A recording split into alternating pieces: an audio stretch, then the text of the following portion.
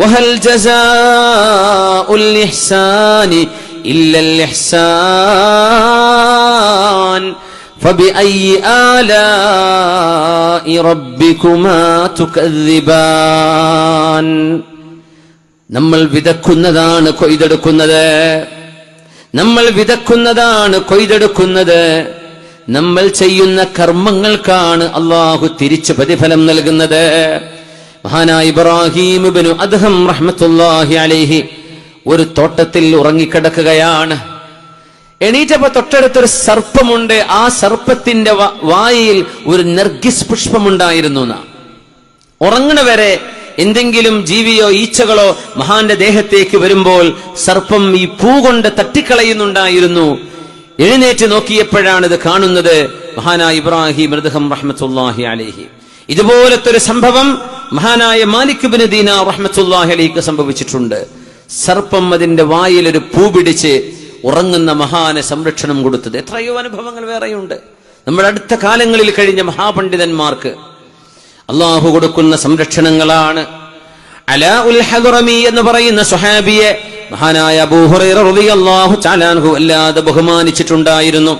മഹാനായ അബൂ ഹുറൈറ റളിയല്ലാഹു അൻഹു പറഞ്ഞു, അലാഉൽ ഹദ്റമിയെ 3 കാര്യങ്ങൾ ഓർക്കുമ്പോൾ എനിക്കിഷ്ടമാണ്. 3 കാര്യം. ആ 3ഉം മഹാനായ അലാഉൽ ഹദ്റമിയോടുകൂടെ ഞാൻ അനുഭവിച്ചതാണ്. സുബ്ഹാനല്ലാഹ്. 1, അലാഉൽ ഹദ്റമിയുടെ കൂടെ ഞങ്ങൾ ബഹ്റൈനിലേക്ക് പോകുമ്പോൾ, ഇന്നത്തെ ബഹ്റൈൻ അല്ല കേട്ടോ, കിതാബിലൊക്കെ പറയുന്ന ബഹ്റൈൻ ഇന്നത്തെ ദമാമിന്റെ പരിസര ഭാഗങ്ങളാണ്, ഖസീം ആ ഭാഗങ്ങളാണ് അന്നത്തെ ബഹ്റൈൻ എന്ന് പറയുന്നത്. അതിന്റെ അപ്പുറത്ത് ദ്വീപുകളുണ്ട്. അലാഉൽ ഹദ്റമിയുടെ കൂടെ ഞങ്ങൾ അന്നൊരു ധർമ്മ സമരത്തിന് പോകുമ്പോൾ ഒരു ദ്വീപ് കടക്കാൻ, ഒരു ദ്വീപ് മുറിച്ചു കടക്കാൻ അവിടെ പാലമില്ല, ഒന്നുമില്ല. മഹാനായ അലാ റളിയല്ലാഹു അൻഹു പറയുന്നുണ്ട്, അല്ലാഹുമ്മ ഇന്നാ ജുന്ദുക, അല്ലാഹുവേ ഞങ്ങൾ നിന്റെ സൈന്യമാണ്, വനുഖാതിലു ഫീ സബീലിക, നിന്റെ ദീനിനോട് പടപൊരുതാൻ വന്നവരെ പ്രതിരോധിക്കാൻ വന്നവരാണ് ഞങ്ങൾ. ഫഹ്മിൽനാ കൈഫ ശിഅ്ത്, എനിക്കും എന്റെ സൈന്യത്തിനും അക്കരെ കടക്കണം, അതുകൊണ്ട് എങ്ങനെ നീ തീരുമാനിച്ചോളൂ, ഞങ്ങൾക്ക് അക്കരെ കടക്കണം, കപ്പലില്ല, പാലമില്ല എന്ന് പറഞ്ഞ് മഹാനായ അലാ റളിയല്ലാഹു അൻഹു തന്റെ കുതിരപ്പടയെ വെള്ളത്തിലേക്ക് ഓടിക്കുകയും ആ സൈന്യവും മഹാനവറുകളും ഒരുമിച്ച് അക്കരെ കടക്കുകയും ചെയ്തിട്ടുണ്ട്.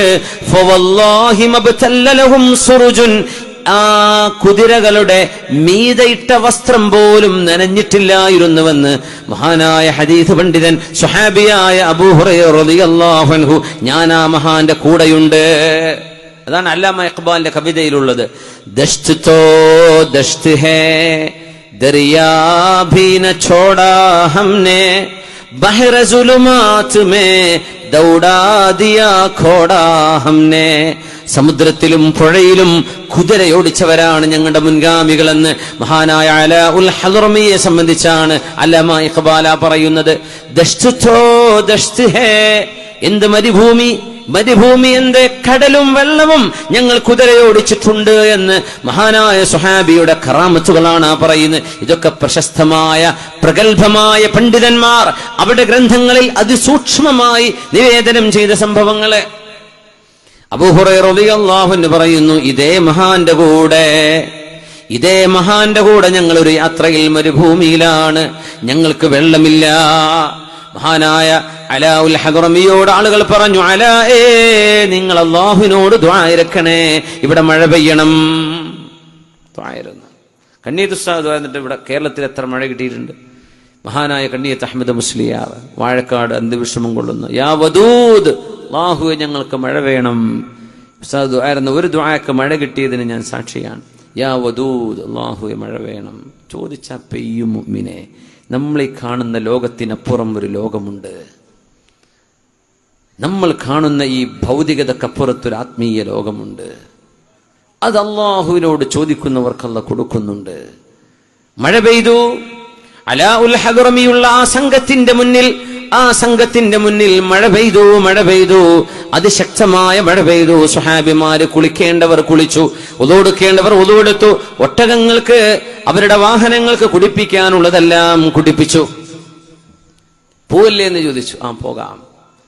സംഘം യാത്ര തിരിച്ചു.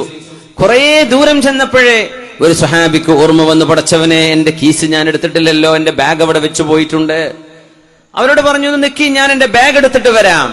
അങ്ങനെ അദ്ദേഹം ആ മഴ പെയ്തിടത്തേക്ക് തിരിച്ചു വന്നപ്പോൾ ബാഗ് അവിടെയുണ്ട്. പക്ഷേ വെള്ളത്തിന്റെ ഒരു തരി പോലും കാണാനില്ല. അവിടെ പിന്നെ മേഘമില്ല, വെള്ളമില്ല, ഒന്നുമില്ല, ഉണങ്ങിക്കിടക്കാണ്. ആ സ്ഥലത്ത് വെച്ച് മഴവെള്ളത്തിൽ കുളിച്ചവരാണവര്. വെള്ളം കുളിച്ചിട്ടുണ്ട്. തിരിച്ചു നോക്കുമ്പോ ബാഗ് അവിടെ ഉണ്ട്, പക്ഷേ വെള്ളത്തിന്റെ തരിശു പോലും കണ്ടില്ല. ഇതിനും ഞാൻ സാക്ഷിയാണെന്ന് അബൂ ഹുറൈറ റളിയല്ലാഹു അൻഹു, മൂന്നാമത് മഹാനായ അബൂ ഹുറൈറ തങ്ങൾ പറഞ്ഞു, അല എന്നവരെ ഞാൻ സ്നേഹിക്കാൻ മൂന്നാമതൊരു കാരണമുണ്ട്. ഒക്കെ മഴയുമായി ബന്ധപ്പെട്ടതാണ്. അലാ തങ്ങളെ മഹാനവറുകൾ ലോകത്തോട് വിട പറയുമ്പോൾ അലാ റളിയല്ലാഹു അൻഹു മരണപ്പെട്ട സ്ഥലം കുളിപ്പിക്കാൻ വെള്ളമില്ലായിരുന്നു. ഉണങ്ങിയ ഭൂമിയാണ്. ഖബർ കുഴിക്കാൻ വരെ പറ്റില്ല. അവരുടെ കയ്യിൽ വാളല്ലോ, യുദ്ധത്തിന് പോകുന്ന ആയുധങ്ങളാണുള്ളത്. അവർ യുദ്ധം കഴിഞ്ഞ് മടങ്ങി വരിക. അപ്പോ ഖബർ കുഴിക്കാൻ പറ്റൂല. ഞങ്ങളിങ്ങനെ പേടിച്ചിരുന്നു, റബ്ബേ, എങ്ങനെ ഖബർ കുഴിക്കുക? മയ്യത്ത് കുളിപ്പിക്കാൻ വെള്ളമില്ല. ഈ മയ്യത്തിന്റെ എവിടെ പോകും? മരുഭൂമിന്റെ നടുവിന്ന് എത്ര ദൂരം ചുമന്നു കൊണ്ടുപോകും? എവിടെ എത്താനാ? അപ്പോഴതാ മഴ വരുന്നു. അലാഉൽ ഹദറമി എവിടെയാണോ മരിച്ചു കിടക്കുന്നത്, ആ അതിന്റെ മേൽവശത്ത് മേഘം വന്ന് മഴ പെയ്യാൻ തുടങ്ങി. ആ മഴവെള്ളത്തിലാണ് മഹാനായ അലാഉൽ ഹദറമിയെ ഞങ്ങൾ കുളിപ്പിച്ചത്. ആ മണ്ണ് നനയുകയും ഞങ്ങളുടെ വാള് കൊണ്ട് കുത്തിയാൽ കുഴിയെടുക്കാൻ പറ്റുന്ന വിധം മണ്ണ് സോഫ്റ്റായി വന്നു. അവിടെയാണ് ഞങ്ങൾ ഖബർ കുഴിച്ചത്. ആ ഖബറിലാണ് മഹാനവറുകളെ ഞങ്ങൾ മറമാടിയത്. മഹാന്റെ അവസാനത്തെ കുളിക്ക് പോലും അള്ളാഹു മഴവെള്ളം തന്നിട്ടുണ്ട്. ഈ മഹാത്ഭുതങ്ങൾ, മഹാനായ അലാഉൽ ഹദറമി എന്ന സ്വഹാബിക്കുണ്ടായ കറാമത്തുകൾ അള്ളാഹുവിന്റെ അടുത്ത് സ്വീകാര്യോഗ്യനായതിന്റെ പേരിലാണല്ലോ, അള്ളാഹു ഇഷ്ടപ്പെട്ടതിന്റെ പേരിലല്ലേ ഇതുപോലെയുള്ള മഹാത്ഭുതങ്ങൾ അള്ളാഹു കാണിച്ചു കൊടുക്കുന്നത്. അതുകൊണ്ട് എനിക്ക് അലാഉൽ ഹദറമിയെ ഇഷ്ടമാണ്. ഈ 3 കാരണങ്ങൾ കാരണം, അനുഭവങ്ങൾ കാരണമെന്ന് ഹബീബിന്റെ സ്വഹാബിയായ അബൂ ഹുറൈറ റളിയല്ലാഹു അൻഹു. صلوا على النبي محمد وآله.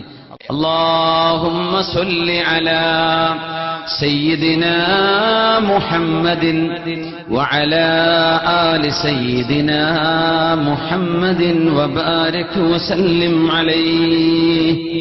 اللهم صل على سيدنا محمد وعلى آل سيدنا محمد وبارك وسلم عليه.